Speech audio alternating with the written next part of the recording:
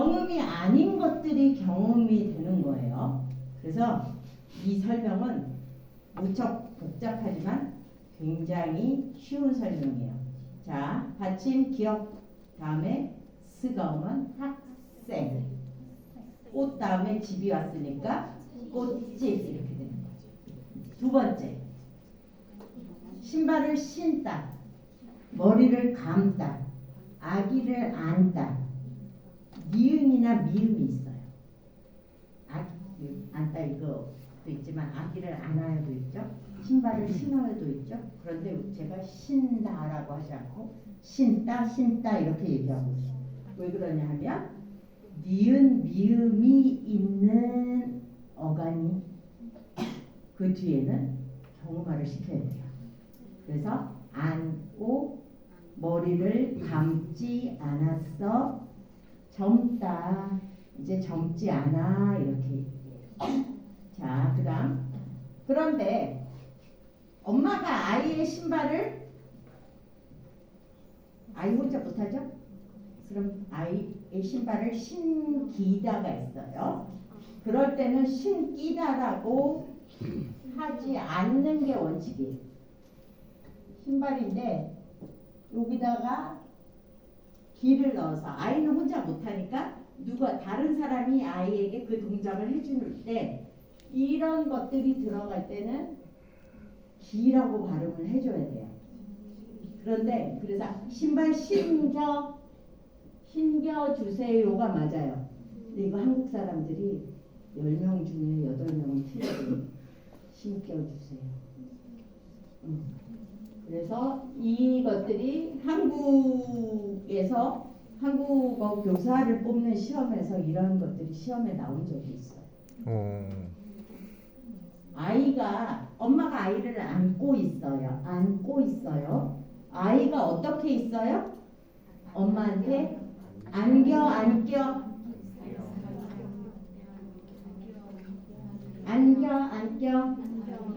네, 여기도 이제 피동이에요. 패스 표현이 되는데 안따지만 여기 가운데 기가 들어간 거예요. 이것도 그냥 기예요. 그래서 안겨 있어요라고 얘기해요. 그다음 사이시옷이 있어요. 그 학생 중에 불고기는 왜 불고기고 물고기는 왜 물고기 아니고 물고기예요. 혹시 질문하는 학생 만나신 적 있으세요? 자, 사이시옷이라는 거는 뭐뭐의에라는 뜻이 들어갔다고 생각하시면 돼요. 물의 고기. 그런데 사이시옷이 우리 바닷가 자꾸 이쪽으로 가야 되는데요.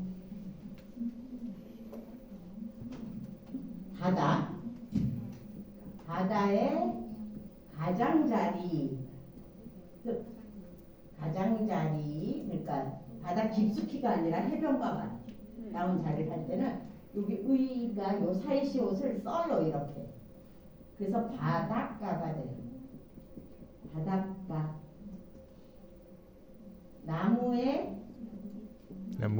잎도 나무의 잎이라 여기 사이시옷을 써줬어요. 그런데 저기는 사이시옷이 없어요.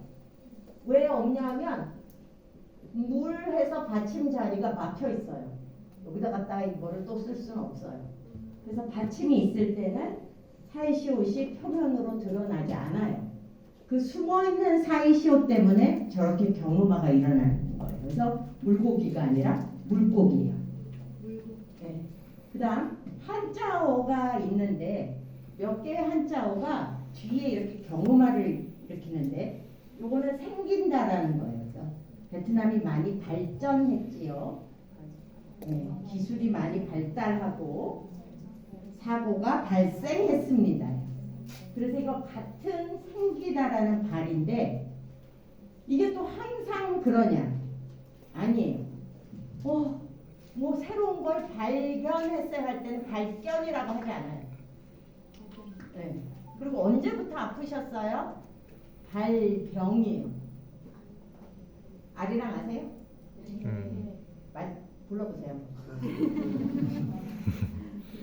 불러보세요.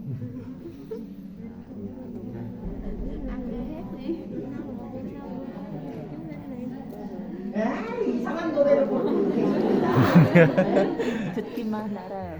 나를 버리고 사시는 님은 심리도 못 가서 발병 난다. 발병 난다. 너무 어렵죠? 시험 아니에요? 1번 발병, 2번 발병. 왜 발병으로 소리가 날 때는 사이시옷이 숨었어요. 발의 병이에요. 날이랑 보면 나를 버리고 가는 내 사랑하는 사람은 심리, 거리예요. 심리 4km도 못 가서 발에 병이 나서 거기 주저앉아라. 그래서 아리랑에서는 발병이에요. 사이시오, 발의 병이에요. 이 발병은 병, 아픈 것이 언제 생겼어요? 이때는 발병이 아니라 발병이에요. 그래서 코로나 아니면 암에 걸렸어요. 그러면 발병 시기가 뭐 3년 전쯤 될 것입니다. 이렇게 얘기해요. 그래서 두 가지가 다른 뜻이에요. 그래서 한자어 때문에 이렇게 경음화가 일어나는 것들도 꽤 많습니다.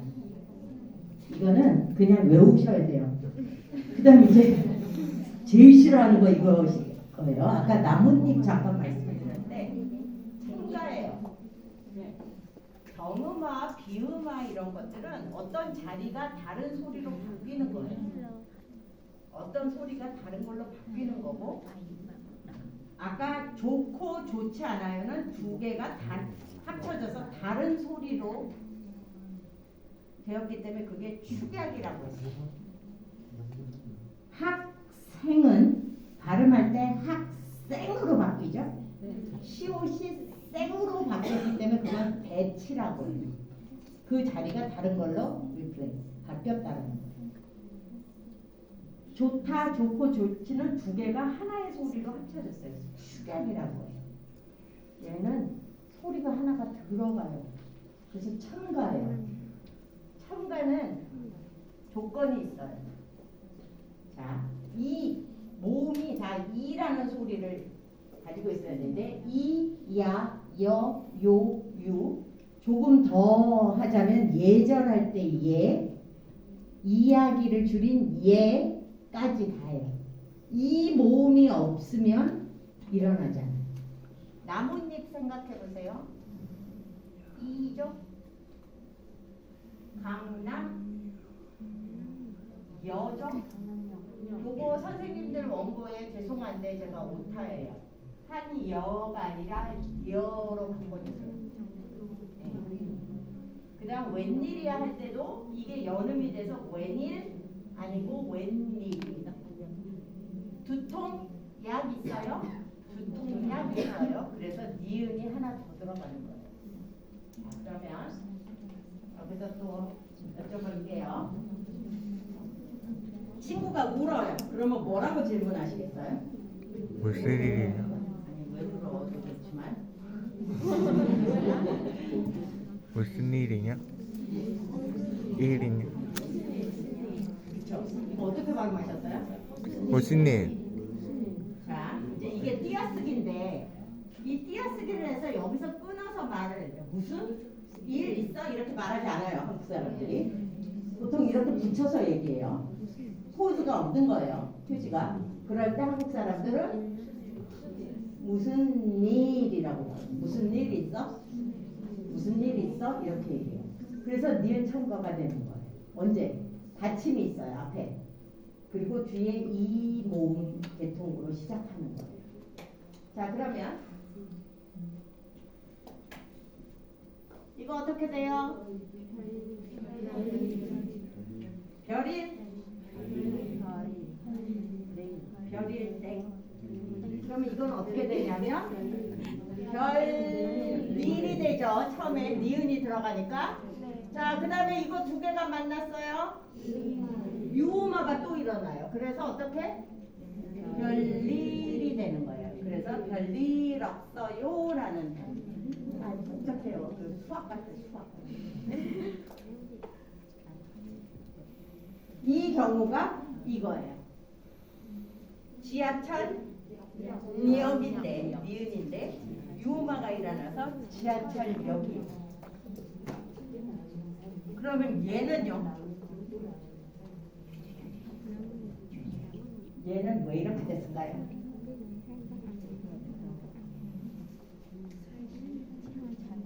나뭇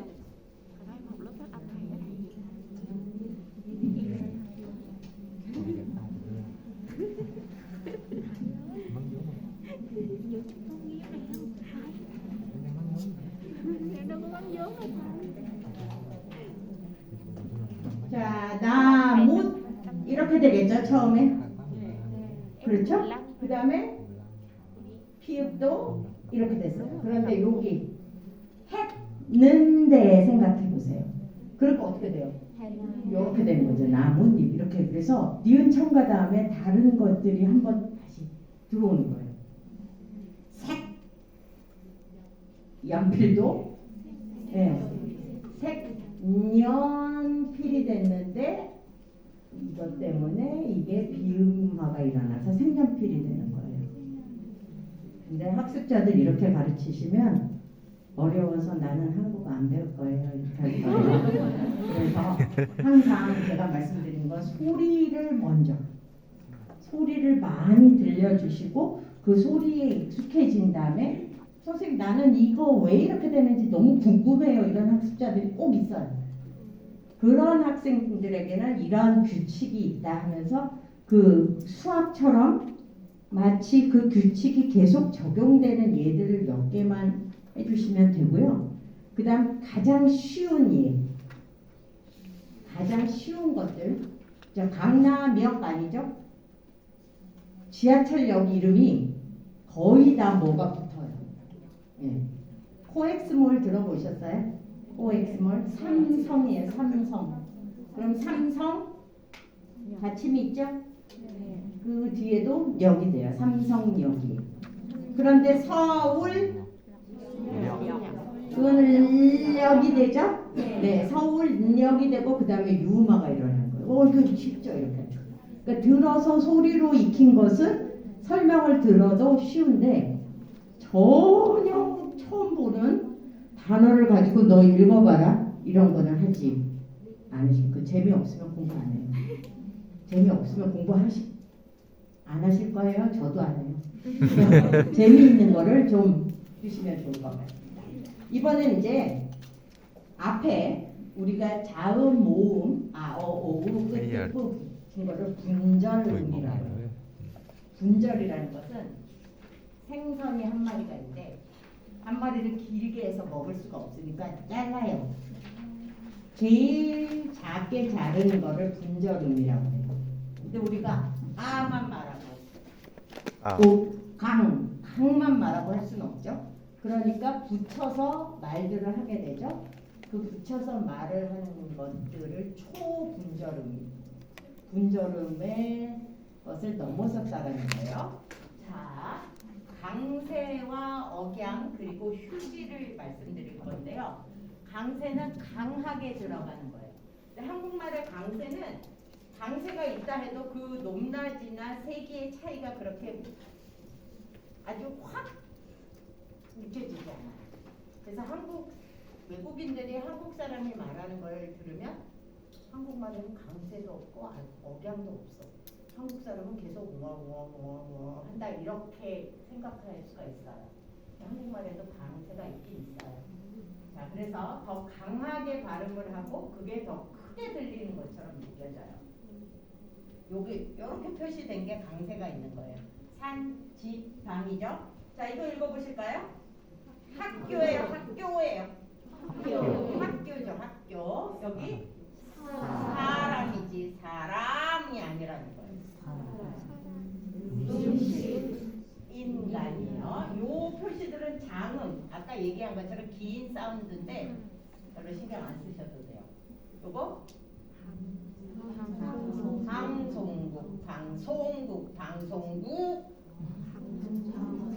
방송국이에요.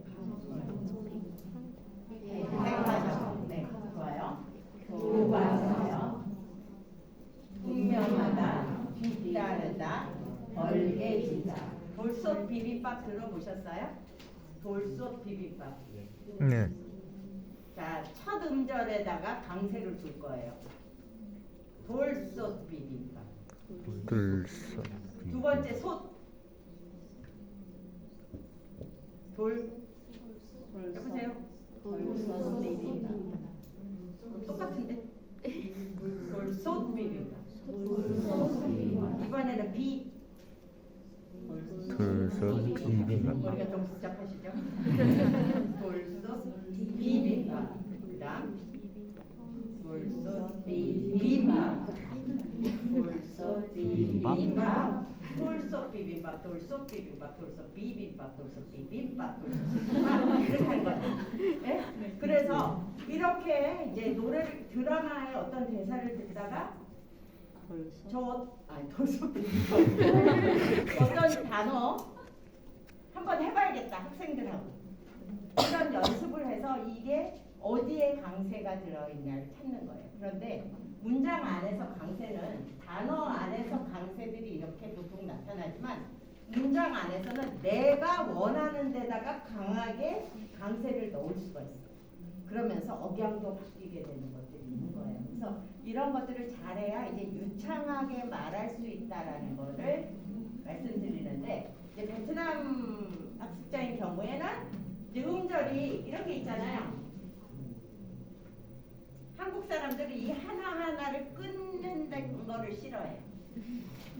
분명해요. 이렇게 뭔가 이어서 가야 돼요. 바다에 가면 파도가 이렇게 가지 않고 이렇게 이어서 가죠. 한국 사람들은 외국인의 발음을 들었을 때 이 이 있으면 그 사람이 아무리 공부를 잘하고 아무리 발음이 좋아도 그 사람은 유창하지 않아요 생각해. 그런데 그 끄크를 잘 못하지만 이거를 이어지게 잘하는 사람은 오 한국말 잘해요 이렇게 생각을 해요 실제로. 그래서 뭐냐면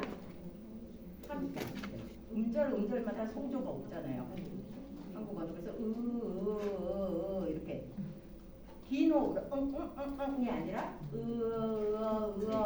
이런 느낌으로 발음하는 것을 연습을 시키세요.